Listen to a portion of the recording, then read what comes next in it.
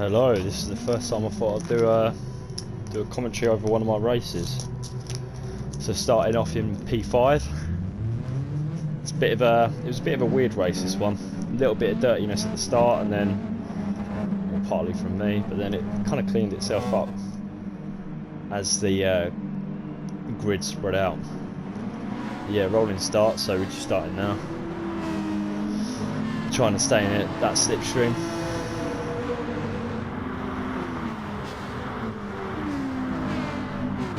First turn, I'll do it extremely tight compared to everyone else, which makes me feel quite confident for the further laps. Yeah, a bit of messiness up in front, so I'm managing to catch up to the kind of first, second and third quite quickly. I'm trying to stay out of the mess really, but I can't avoid it for much longer. As you can see here, guy in front, P4, brakes too early. I give him a good nudge by accident, obviously. He broke way too early, which meant P6 went past me and I pick up a 2-second penalty, as you can see. So now I want to get back into at least P4 before I have to serve my penalty. So I start going rather aggressive here, but I try and keep it clean at the same time. So I can stay away from everyone, hoping there'll be a little bit of fighting at the death chicane. You'll see Remski there flashing his headlights at some of the other drivers. He's in P3 in a red Ferrari. He just keeps his pace for the rest of this race, really. So yeah, I'm not the only one with a penalty. I think it's P6 has a 2-second penalty as well. P7, there you go, P7. So yeah, as you can see, I'm just trying to keep out of everyone's way at the moment because there's still a little bit of argy-bargy. Remski gets pushed wide, which I find was rather unfair for him. So he's just going to use me as a little slipstream at this point in time and try and catch up with the rest of the pack, but obviously he knows I've got a 2-second penalty, so he's trying to catch up before he loses the podium guys.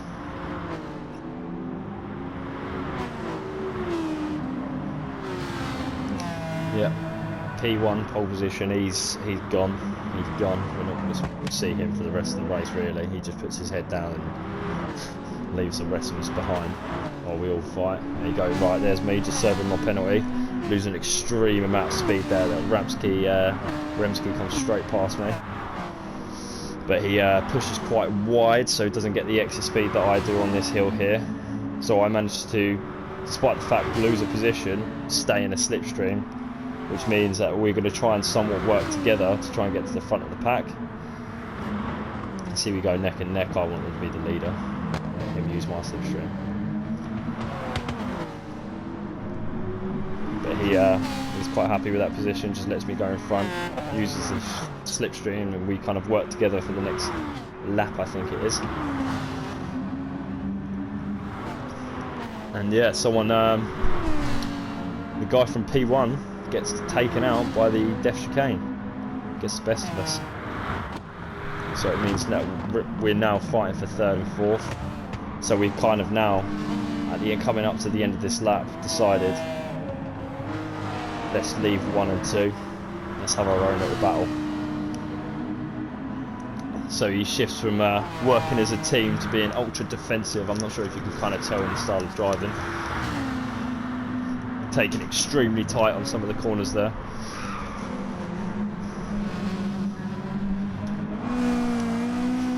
But I managed to just about squeeze past that on the inside.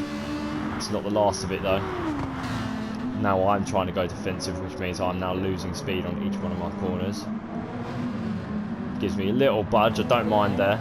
I don't mind. It meant he easily took that position, but I just knew I was going to have him on this uphill part here. He just doesn't have the exit that I always do, so I knew I'd have him. Gets tight in the slipstream there.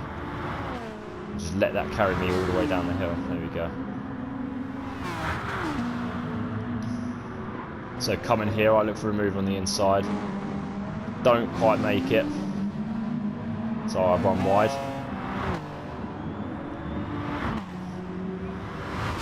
keeping it nice and tight behind him. I know I do the depth chicane better than he does as well, so I keep my car in fourth, stay full throttle where he actually broke.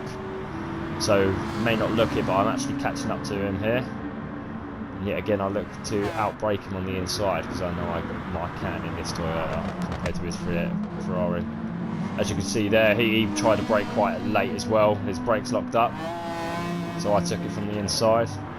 We actually spoke afterwards after this race. That flashing there was where he didn't see me on the inside and he kind of wanted to say sorry and let me go. But he took me on the straight anyway.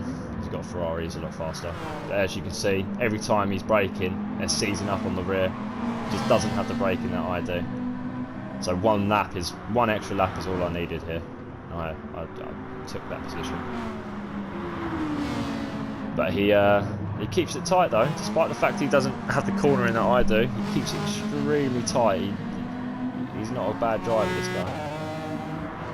It's quite glad that we managed to chat and just say, oh, clean racing. But not after this, because it was one of probably the most fun races I've had so far, actually.